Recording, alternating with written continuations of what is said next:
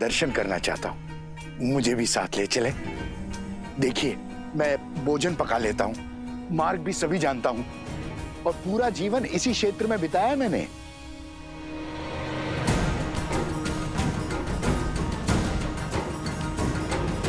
सबकी क्या राय है? सब अपना अपना मत बताइए। आप मिथिलावासी हैं, आपको तो हमारे साथ चलना ही चाहिए। जो सबका मत है वही मेरा भी है। अच्छा, तो भाभी श्री को प्रेम से सब बुलाने लगे हो आप।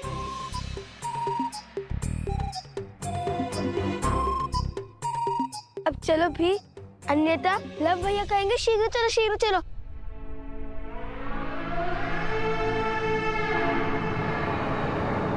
अरे आप भी चलिए, सबका मत सिद्ध हो चुका है, परंतु आपकी रक्षा का दायित्व हम नहीं लेंगे। स्मरण रहे, हम पर अन्य बहुत से उत्तरदायित्व हैं। इतने वर्षों से इसी वन में भटक रहा हूँ, अपनी रक्षा स्वयं कर सकता हूँ। बिना शस्त्र के कैसी रक्षा? पैरों से। जहाँ भय लिखा वहां से बाघ खड़े होंगे, है ना?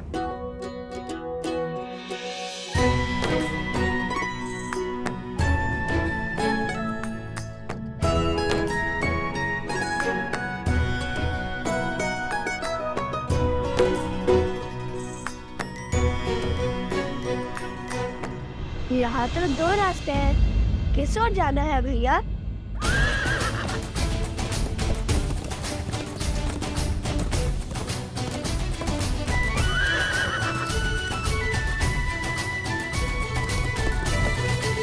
त्रिवेणी धाम जाने के सबसे उचित मार्ग जानते हैं आप? अवश्य, त्रिवेणी धाम यहाँ से उत्तर में है, किंतु मार्ग में अनेक नदियां, अनेक पर्वत आएंगे। बहुत समय लग जाएगा पहुंचने में। उचित होगा कि हम पूर्व से जाएं। ये अश्व तो पूर्व दिशा की ओर जा रहा है, त्रिवेणी नहीं।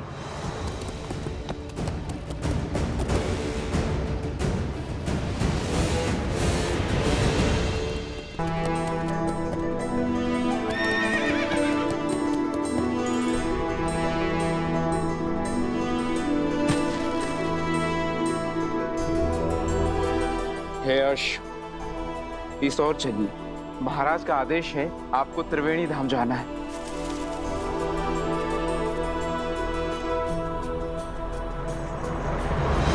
नहीं!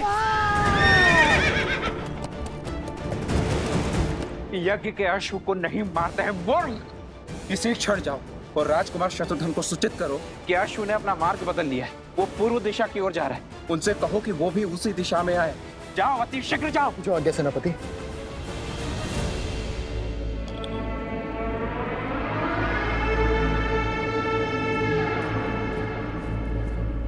ये लीजिए। अब आप मिथिला से हैं ना, और आपके पिताश्री राजदूत भी हैं, तो आप मेरे पिताश्री त्रिकाल शर्मा को जानते ही होंगे। हाँ हाँ अवश्य, हम तो साथ ही पढ़े थे ऋषि श्रृंगा के गुरुकुल में। विवाह के बाद एक पुत्री का जीवन और घर कितना बदल जाता है ना। बहुत स्मृति आती है मुझे पिताश्री की। आती ही होगी, जिस आंगन में जन्म लिया उसे छोड़ आना सरल थोड़ी होता है। किंतु उनका तो सोचो, जिनके पिता उनके पास नहीं है।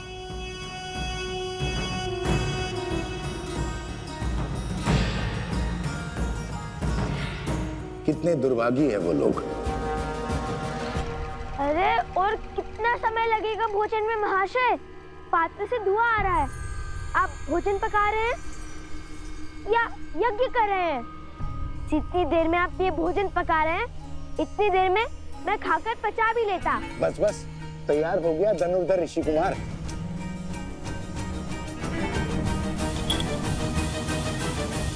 त्रिवेणी धाम तीर्थ में स्नान करने का महत्व है। जब अश्व 3 पवित्र नदियों के जल से निकलते हैं तो देवता समस्त प्रजा को उनके पापों से मुक्त कर देते हैं। यदि उस अश्व को देवता त्रिवेणी से दूर ले जा रहे हैं तो अवश्य ही हमारा कार्य अधिक विकट हो जाएगा। हमें अपनी समस्त शक्तियों के साथ उस अश्व के पीछे जाना होगा। जय श्री राम, जय श्री राम, जय श्री राम, जय श्री राम। बचाओ बचाओ बचाओ बचाओ। मैंने तो उस ओर से आ रही है।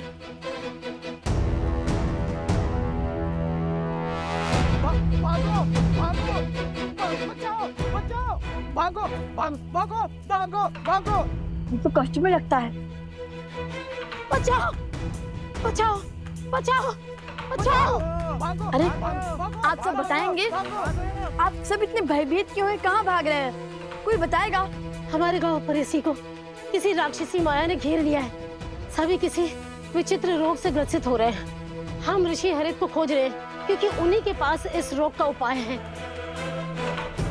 ठीक है, जन लाओ इनके लिए।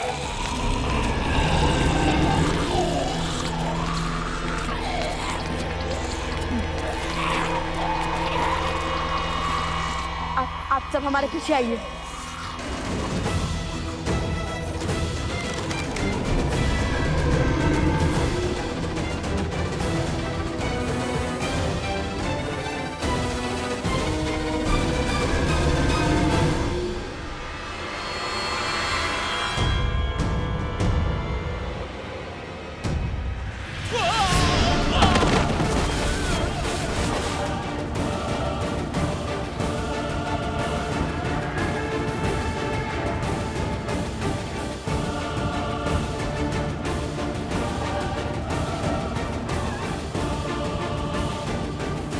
पूर्व में बसे परेशी गांव में पुनः असुरी रोग फैलाओ। मेरी माया तुम्हारे साथ है।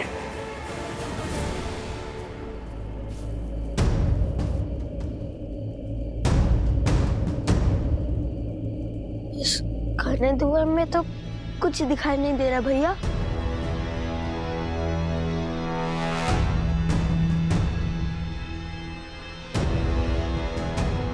भैया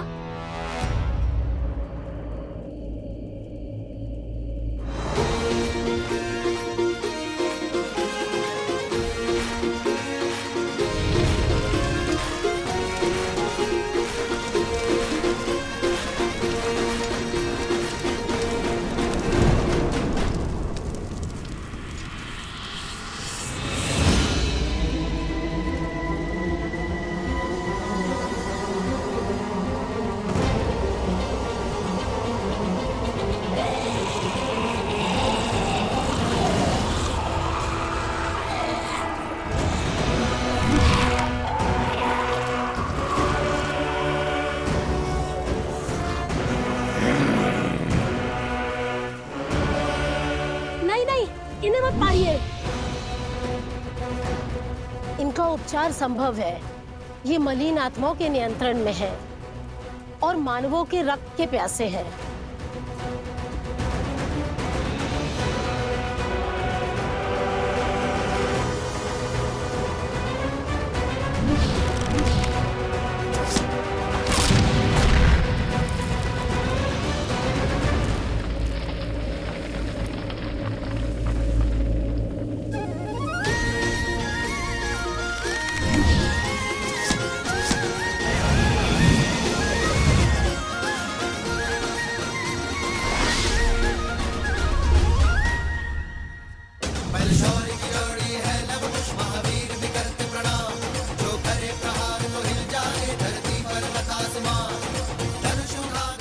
लव कुश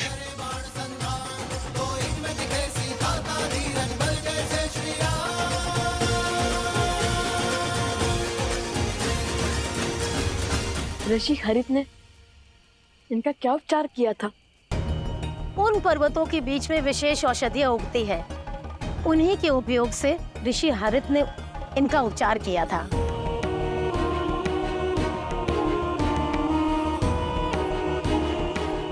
आप उपगुरु अवत्सला और भाभी श्री प्रसुता के साथ ऋषि हरित के पास जाइए।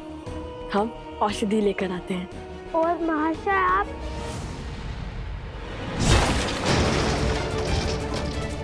बचाओ बचाओ, भागो भागो भागो भागो भागो। कहा था ना, इनके अस्त्र इनके चरण ही हैं। जहाँ भय लगा वहाँ भाग खड़े होंगे। पहले हमें इन्हें रोकना होगा, अन्यथा हमारे जाते ही ये आसपास के अन्य गांवों पर आक्रमण कर देंगे। क्या करे भैया, यदि ये असुर होते तो लक्ष्मण रेखा खींचकर इन्हें सीमा में बांध देते, किंतु ये तो असुर भी नहीं है। तुम सदा अनजाने में ही उचित युक्ति सुझाते हो कुछ। असुर नहीं तो क्या हुआ, हम इनके आसपास एक अभिमंत्रित रेखा तो खींच ही सकते हैं ना। जो अशुद्ध होते हैं उन्हें सदा शुद्धता से, पवित्रता से संकट होता है।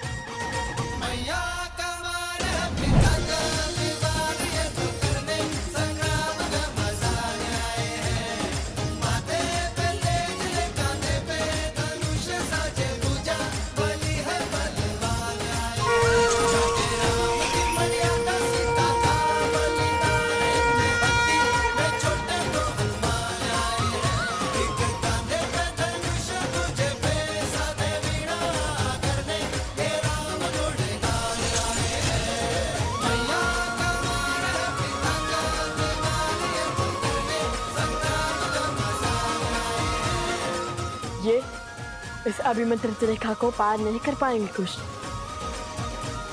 आप सब शीघ्र जाइए। सोमकरण, कुश, चलो।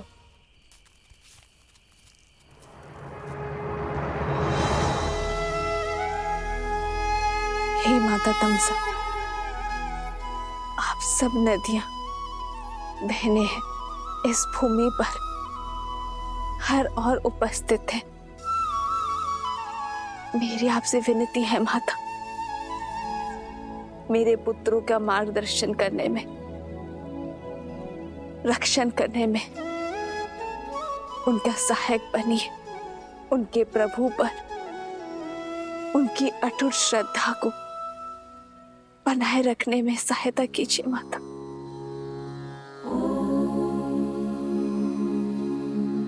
जलनेता पूजनम महानदी देवतानां यथा सर्वाणि देवी सीता प्रीयन्ते तथा तामसः।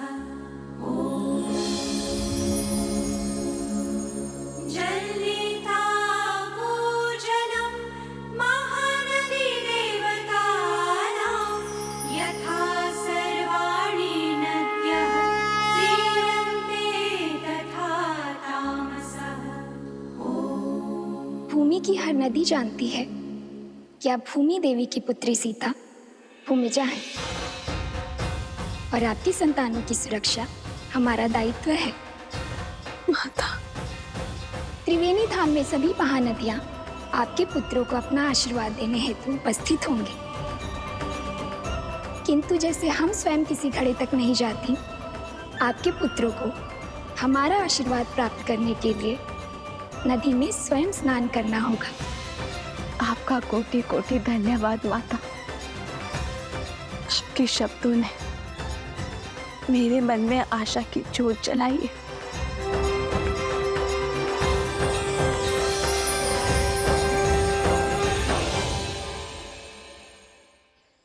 अतिशीघ्र चलो,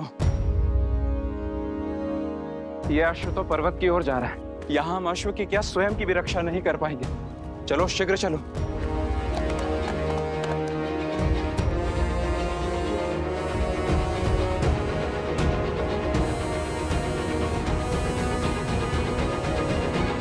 संकल्प है माता सीता को खोजने का। महत्वाकांक्षा है यज्ञ के अश्व को बांधने की। प्रवास है स्वर्ण के कमल लाने के लिए। सज है इनकी रक्षा करने के लिए। भैया, ये क्या पहेली है? पहेली का उत्तर एक ही है कुश, आस। और यदि भगवान वाल्मीकि ने यह आदेश दिया है तो अवश्य ही हमारे सारे कार्य एक स्थल पर जाके जुड़ते होंगे। अश्व अश्व? इसके ऊपर तो छत्र है, कहीं ये अश्वमेध का अश्व है।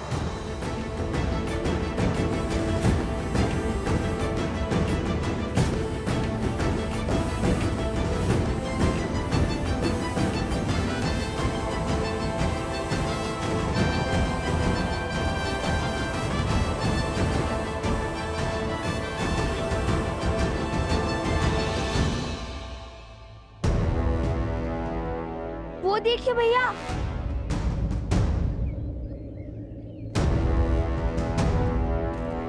राक्षस लगते हैं, अश्व के लिए आए हैं। चलाइए तीर और कर दीजिए इन्हें परास्त। शांत से देखो, वे सैनिक हैं और हम सैनिकों पर आक्रमण नहीं कर सकते, किंतु अश्व के लिए केवल इतने सैनिक।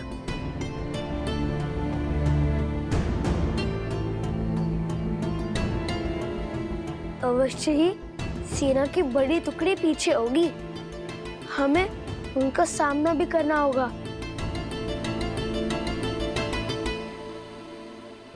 समय कम है भैया, हमें औषधि भी लानी है और स्वर्ण कमल भी। यदि इन्हें ज्ञात ही ना होता कि ये अश्व हमारे पास आ गया है तो कितना अच्छा होता।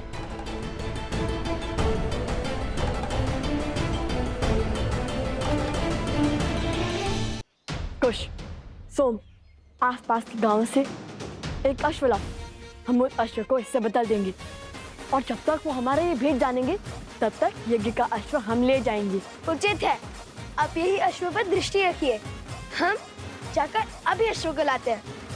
मुझे तो अश्व से बात करना भी आता है, वो मेरी बात यूं मान जाएगा।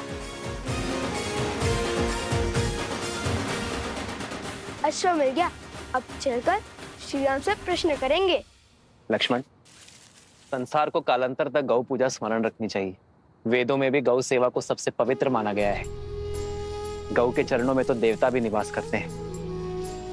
और जिस प्रेम से गौ अपने शिशु का पालन करती है, उसी प्रेम से संसार को भी पालती है। गौ केवल एक पशु नहीं,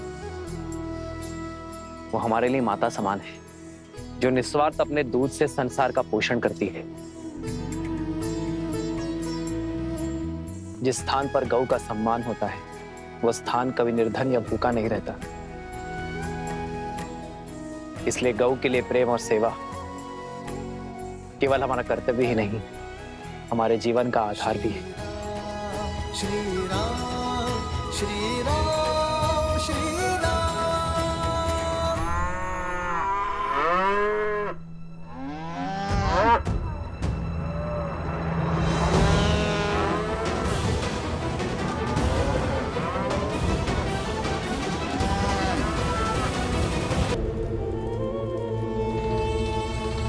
महाराज, महाराज, अश्वमेध यज्ञ के कारण अयोध्या की प्रजा फिर से उस राम की ओर समर्पित हो रही है। मेरे अथक प्रयासों के बाद भी मैं उनके मन को विचलित नहीं कर पा रहा हूं। और कितना समय लेंगे आप महाराज? समय बड़ा चंचल होता है बानासुर, वो किसी के वश में नहीं आता है। मेरे भ्राता दशानंद रावण को भी लगा था कि वो समय के अंत तक जीवित रहेगा, पर देखो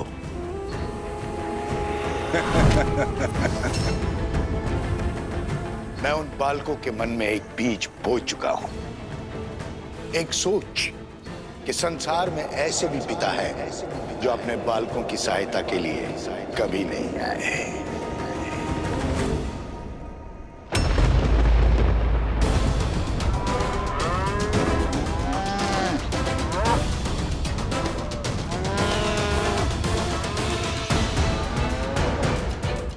गौ माता का क्रंदन तो अनिष्ट का सूचक होता है। अब इन बालकों को जब पता चलेगा कि श्री राम ही उनके पिता है, जो उनके लिए कभी नहीं था, तब छिड़ेगा युद्ध। संसार में ऐसे भी पिता है जो अपने बालकों की सहायता के लिए कभी नहीं आए। अब मेरे प्रकोप से वो दोनों अपनी पराजय का दोष अपने पिता को देंगे। और यदि विजय हुए तो तो उनके मन में अहंकार को स्थान दूंगा।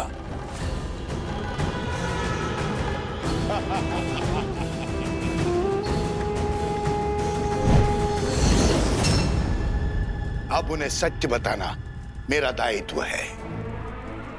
उन्हें यह ज्ञान देना कि उनके पिता और कोई नहीं, उनके आराध्य श्री राम हैं।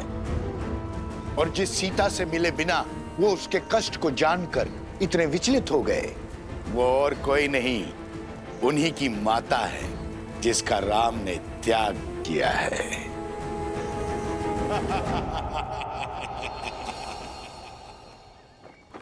गौ का रुदान भले ही अशुभ संकेत हो, किंतु ये बात स्मरण रहे कि हर संकट हमें सीखने का और कर्मों में सुधार लाने का अवसर देता है। और जैसे आर्य सुमंत ने बताया कि गौ के रुदान का कारण उसके बछड़े से उसका विरह था, जिसे शीघ्र ही ढूंढकर उसकी माता से पुनः मिलाने का आदेश है। महाराज, ये तो नहीं पता कि आपने ऐसा क्यों किया, किंतु क्या शत्रुघ्न को अश्व से दूर रखने का आदेश उचित है? शक्तिशाली राष्ट्र सबसे पहले आक्रमण नहीं करता भरत, और जिस राजा की अयोध्या के अश्वमेध यज्ञ को चुनौती देने की इच्छा है, उसे भी तो युद्ध के लिए सज्ज होने का अवसर मिलना चाहिए। और यदि इस बीच किसी कारणवश अश्व की मृत्यु हो जाए तब क्या होगा? अश्व की मृत्यु तभी संभव है जब यज्ञ देवता कुपित हो। यज्ञ देवता का प्रभु श्री राम पर कोपित होना तो असंभव है। संभव है।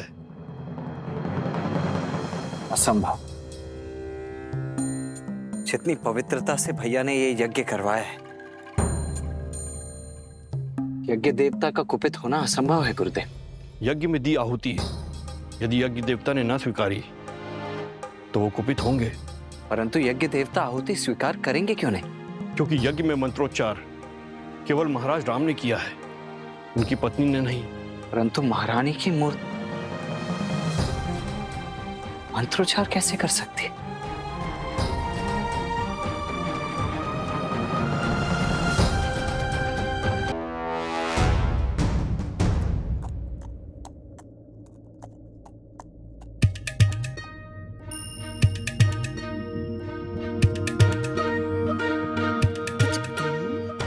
क्या लाए हो तुम? जो भी है, श्वेत तो है। गांव में केवल यही एक 4 पैरों वाला प्राणी है जिसका रंग श्वेत जैसा है, और ऊपर से वस्त्र और छात्र भी ला दिया मैंने इसके लिए। अब चलो अश्व बदल देते हैं। सैनिक थके हुए हैं, हमारा भेद जाने में उन्हें समय लगेगा, जब तक हम निकल जाएंगे। दिख रहा है अश्व किसी को? दिख रहा है क्या? नहीं, लगता है और ऊपर गया है। शीघ्र खोजो उसे। चलो।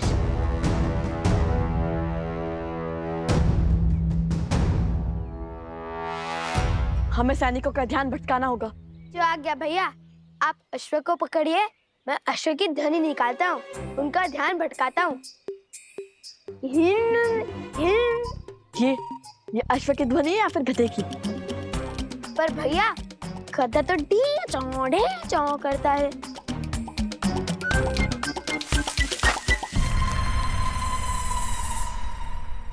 कदाचित ये सूर गया होगा।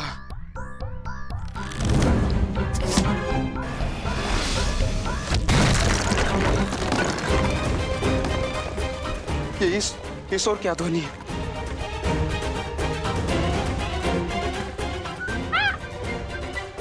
शांत शांत, डरो मत। तुम इसे उस ओर ले जाओ जहां मैंने बाण चलाया था। तुम मेरे साथ आओ।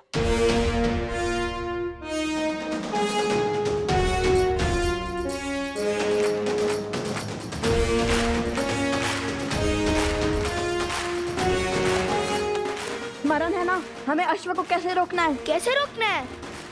ये बात कब हुई? तो तुम्हें क्या लगता है भगवान वाल्मीकि ने हमें मिथिला के प्रवास के लिए क्यों भेजा था? ओ, स्मरण है। इस प्रवास की तैयारी के लिए।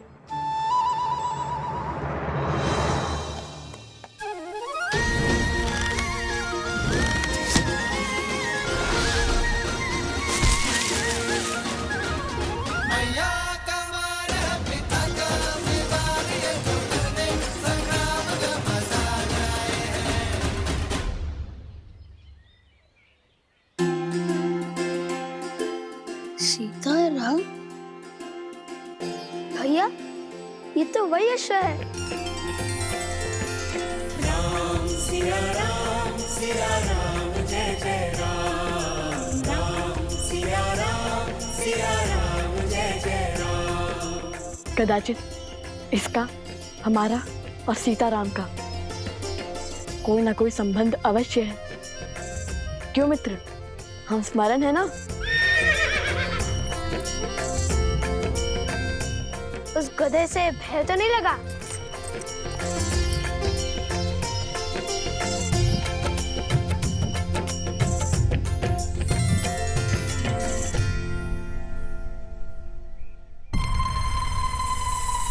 अरे, ये अश्व का कद कैसे घट गया? मिला, अश्व मिला।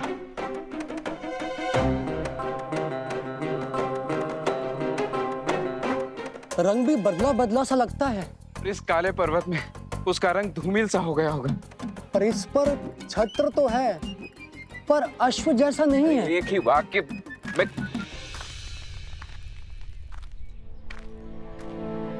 प्रणाम राजकुमार। सेना भी पहुंच रही है। अश्व मिला क्या आप सबको? उस ओर देखिए राजकुमार, हमने एक क्षण भी अश्व से अपनी दृष्टि ओझल नहीं की। आदेश यज्ञ के अश्व पर दृष्टि रखना था सेनापति। आप लोग यहाँ क्या वनगमन कर रहे हैं? अश्व के पीछे ही गमन कर रहे हैं राजकुमार। ये क्या आपको अश्व दिखाई दे रहा है?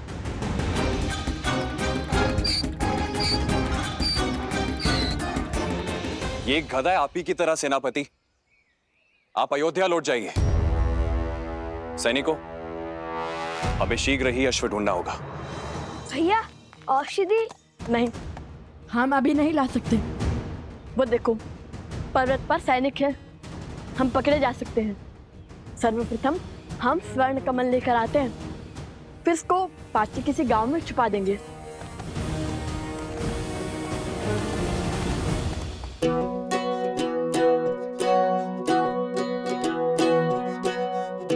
सुनो, यह स्थान उचित है। यहाँ पर कोई भी अश्व को नहीं ढूंढ पाएगा।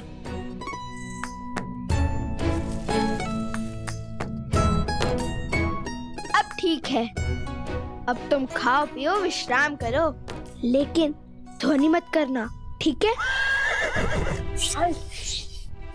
ध्वनि मत निकालना।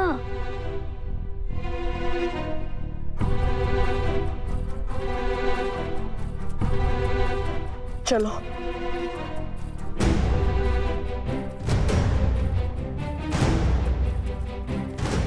अरे, अब क्यों छुप रहे हैं हम? अब तो अश्व भी नहीं है हमारे साथ। यदि सैनिक ने हमें देख लिया, तो हमसे प्रश्न किया, तो वन देवी के पुत्र सत्य थोड़ी ना कहेंगे।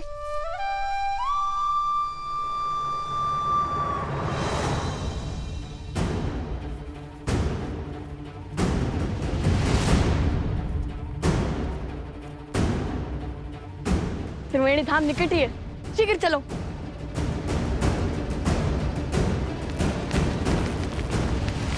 ऋषि कुमार,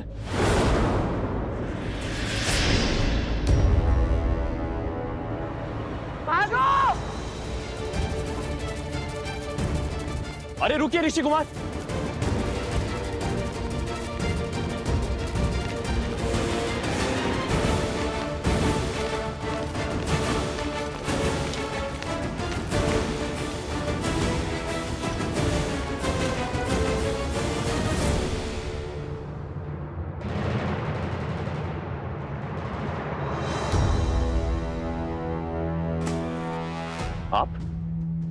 आपको तो मैंने अयोध्या में देखा था।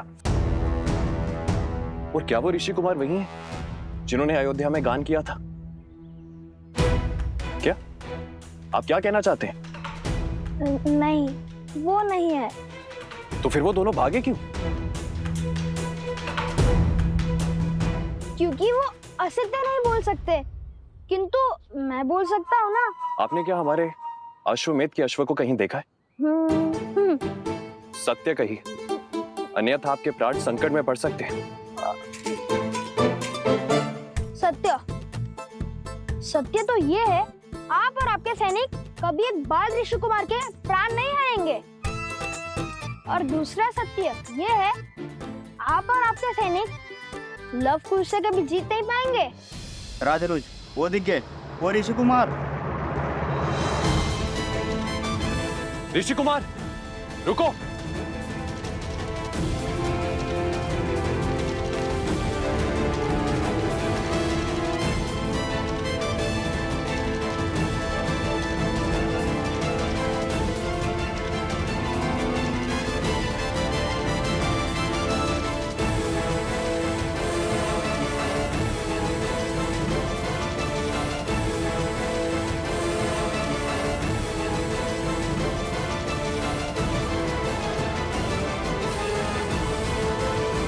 इनमें यही छोड़ सकते हैं, किंतु रन छोड़ना कारता तो नहीं होगी ना? कभी कभी रन छोड़ देना ये सबसे बड़ी रणनीति है।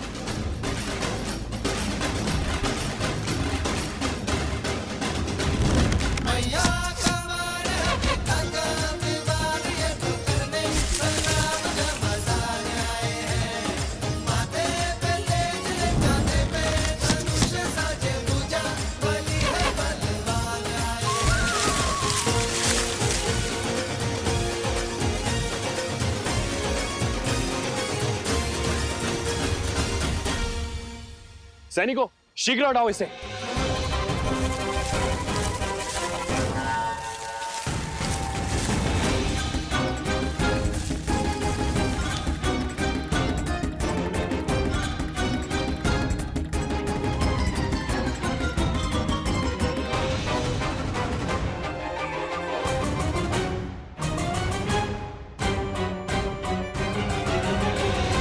आज तक तो केवल रुके थे, अब फंसेंगे।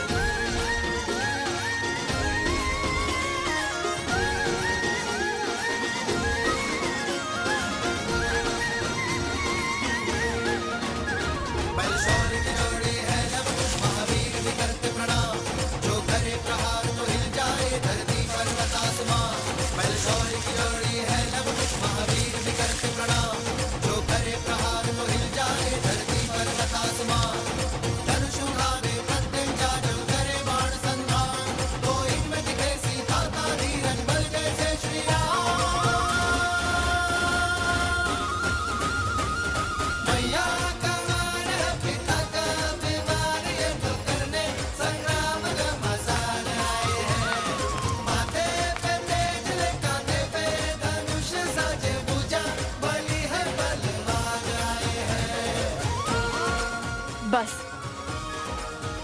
अब वो यहाँ फंस जाएंगे और हमें अधिक समय मिल जाएगा।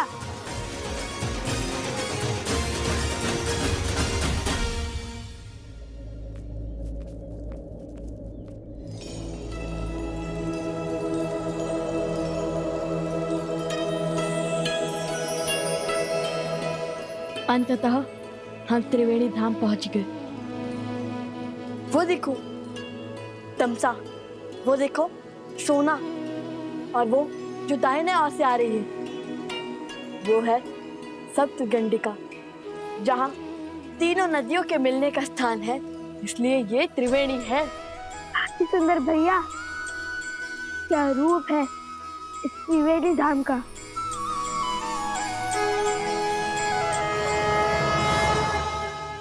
भैया अभी आंखें मूंदी तो मन में एक विचार आया। हमने अश्व को तो छुपा दिया, किंतु उसकी रक्षा के लिए किसी को नहीं छोड़ा। चल हम शीघ्र अतिशीघ्र सारे स्वर्ण कमल एकत्रित कर कर चलते हैं, ताकि किसी के वहां आने से पहले हम अश्व तक पहुंच सके।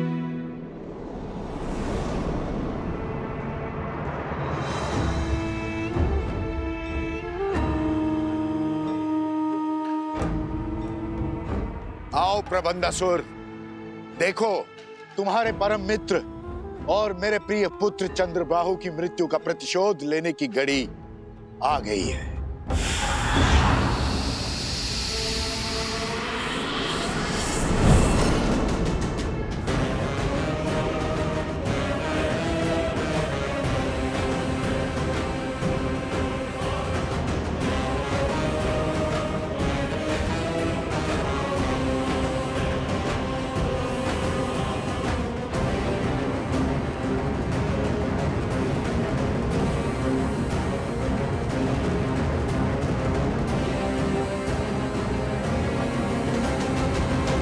महाराज सहस्त्रमुख रावण की जय।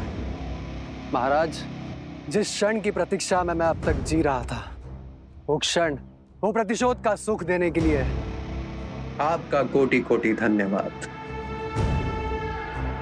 धन्यवाद मुझे नहीं, उन बालकों को दो, वही तो है इस सुअवसर के सूत्रधार।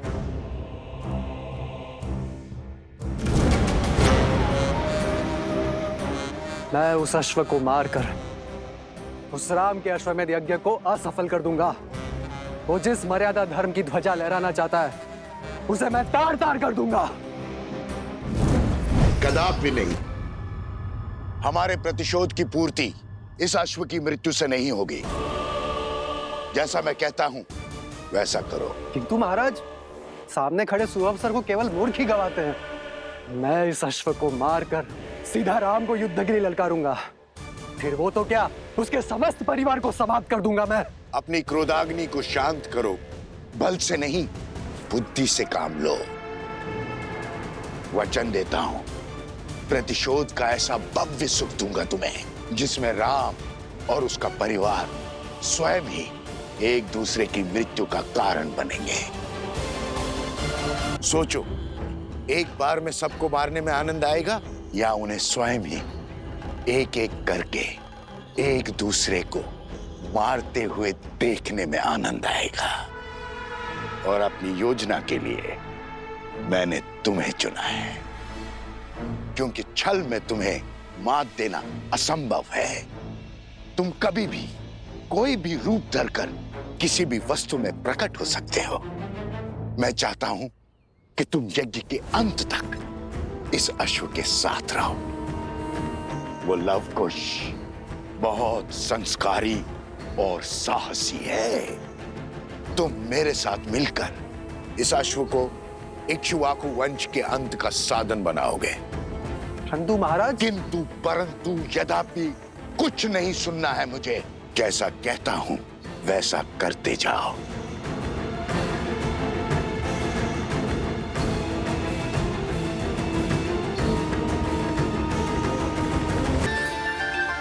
माता पिता के लिए संतान के प्रेम से मूल्यवान और कुछ नहीं हो सकता, फिर चाहे वो देव हो या दानव, मानव हो या पशु।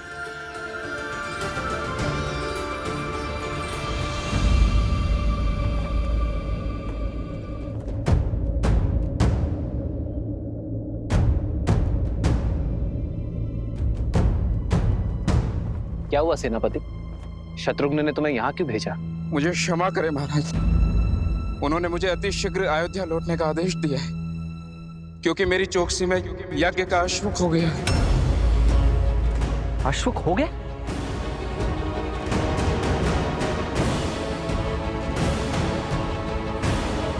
और अब वो स्वयं अश्व को खोज रहे हैं। यज्ञ का अभिमंत्रण आसुरी शक्तियों और दुर्घटनाओं से बचाता है, किंतु केवल तब जब देवताओं का आशीर्वाद हमारे साथ हो।